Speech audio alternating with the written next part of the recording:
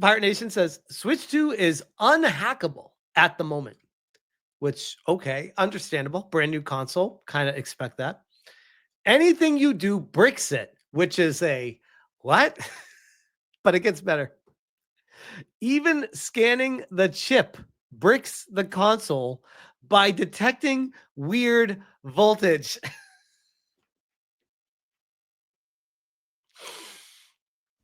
And then once it bricks, you receive a call from Nintendo forcing you to pay a fee. Otherwise, it goes to small claims court. There's no way this is real. There's no way. How would they get your phone number? What the hell? Hold on. I have so many questions. On Batman says North Korea if gaming strikes again. It sounds illegal even for Nintendo. X to doubt. I'm so I know Netflix. I know this can't be true, but stay with me for at least the entertaining purposes of this conversation because it is a story. Like it is a legitimate story. This is not like just someone making headcanon. Although it might be. Who knows? Right now it's all allegedly. But if this is the case, so I found this on Reddit's r/Nintendo Switch 2.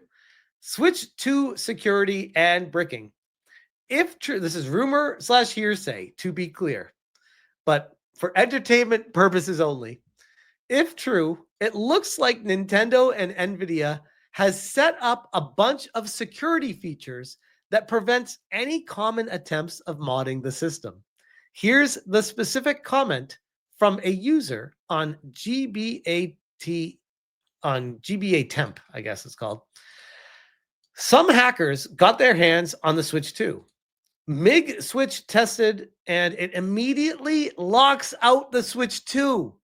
Turning it into a brick ends up boot looping.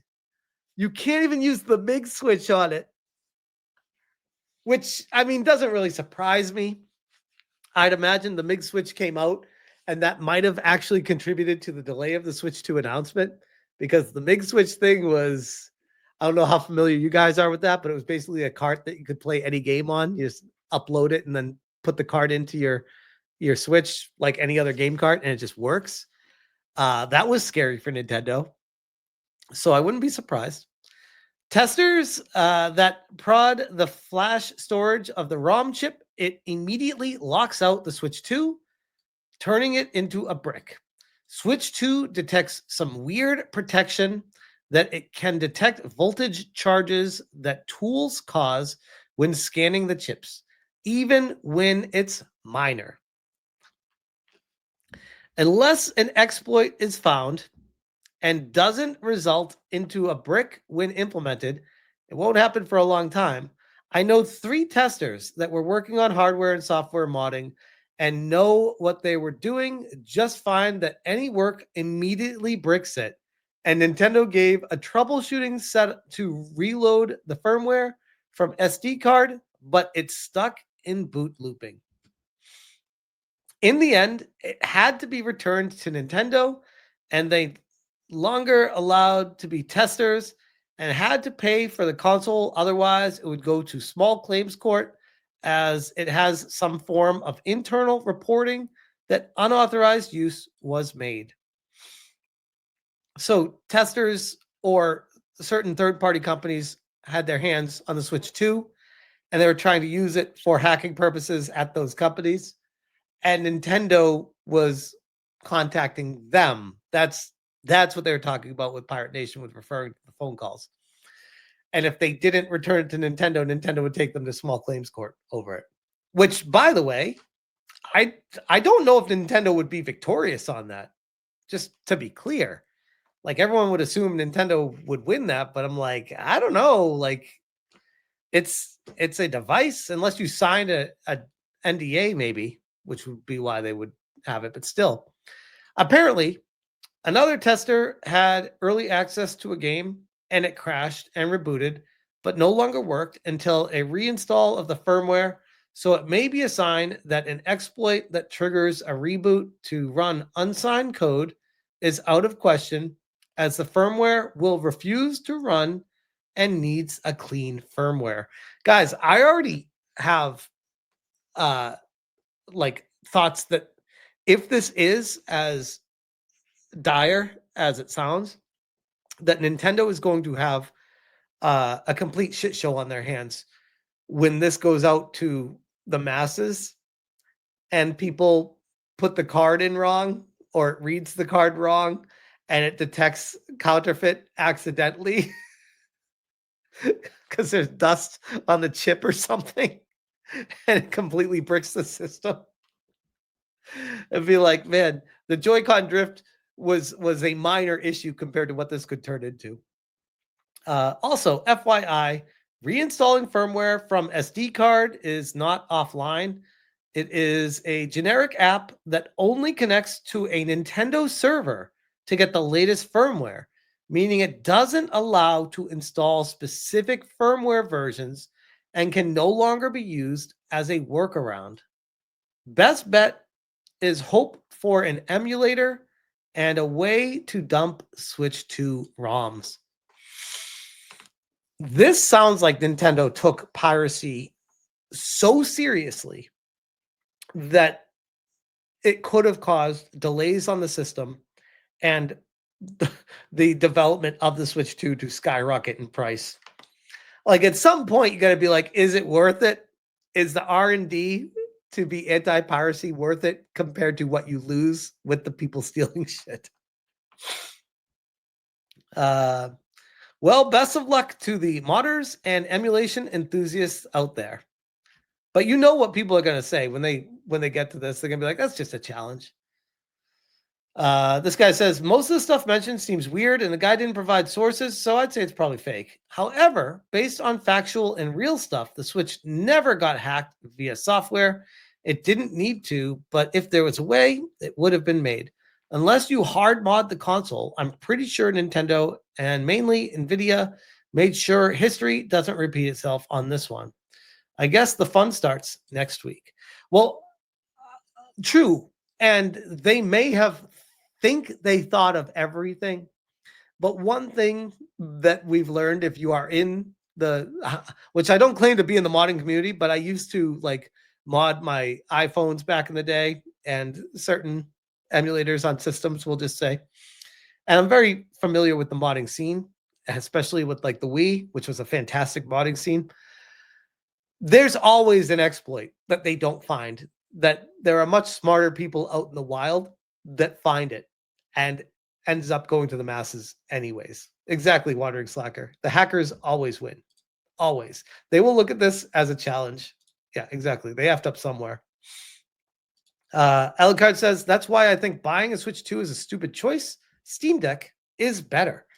I mean, we'll find out next week because I have a Steam Deck and I love my Steam Deck. And I'm getting my Switch 2, and I will tell you guys which one I like better.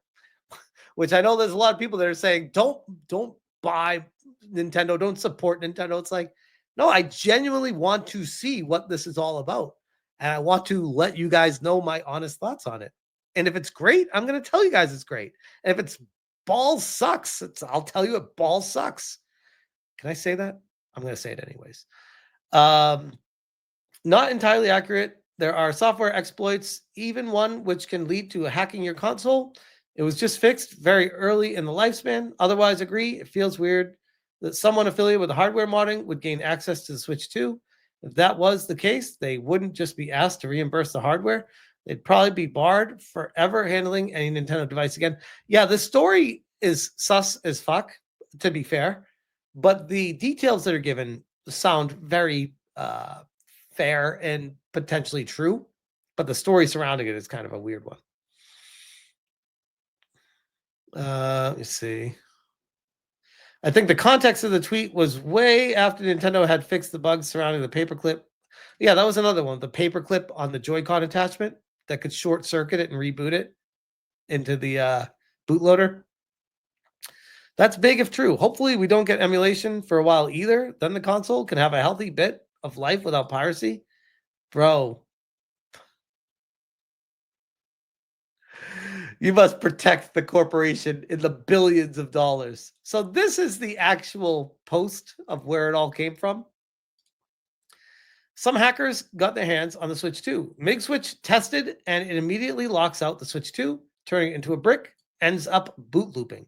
Testers that prod the flash storage of the ROM chip immediately locks out of the Switch 2, turning it into a brick. Switch 2 detects some weird protection that it can detect voltage changes that tools cause when scanning the chips, even when it's minor. Which this situation I keep getting hung up on. I'm like, it can detect a voltage change and that will brick the system completely. I don't know about that. Because, I mean, if it's true, that's going to have a lot more accidental bricks. That's going to be like the red ring of death problem with the Switch 2s. Unless an exploit is found and doesn't result into a brick when implemented, it won't happen in a long time. I know 3 testers that were working on hardware and software modding. Okay, this is the same story we're going, but this is the actual source of it. In the end, they had to return to Nintendo, and they no longer allowed to be testers and had to pay for the console. Otherwise, it would go to small claims court, and it has some form of internal reporting that unauthorized use was made. So it makes basically a note on the system so that when you run the debug on it and get the logs, it will be like, yep, this is exactly what happened. We can detect it and tell you specifically what this person did to it. And they were trying to hack it. This is crazy. I still can't get over this story. Also, FYI, reinstalling firmware from SD card is not offline. It is a generic app that only connects to a Nintendo server to get the latest firmware, meaning it doesn't allow to install specific firmware and no longer can be used as a workaround. That's crazy. I still can't believe this. It's a wild story. Absolute wild story. But that is, again, a rumor, if this is to be believed, because there's no source to any of this. But it sounds real. But we don't have to wait long to find out, by the way, because I'm sure the modding scene, that there's going to be stories I can report on as soon as next week, directly from the modding scene, to tell you guys what's happening with it, because I'm very curious about that stuff. Very curious. We got Eric Jenkins for the 5. Says, they testing people, they stop going after their soft and hardware. They will go after the server and company itself. I probably. Are you talking about Nintendo going after the company that they gave the Switch 2s out to? Because, yeah, I could see that. But it sounds like at this point, if this rumor is to be believed, that they're just saying, hey, if it's brick, give it back to us, or we're taking you to court. Because it's almost like Nintendo themselves wants hackers to try to hack it so that they can look at the logs, find out what they tried to do, so that they can block any holes or plug any holes before it goes out to the masses in an update. Because there is a day 1 patch that you need to install on the Switch 2 the day you get it for it to even work, which don't even get me started on that again. We got King of the Monsters for the 2-banger. It says, Alyssa, give me the Nintendo treatment. Hashtag brick me up with meat and a plunger. There's no hope for King of the Monsters. I'm telling you guys, there is absolutely no hope for this guy. Holy crap. Oh, man. Okay.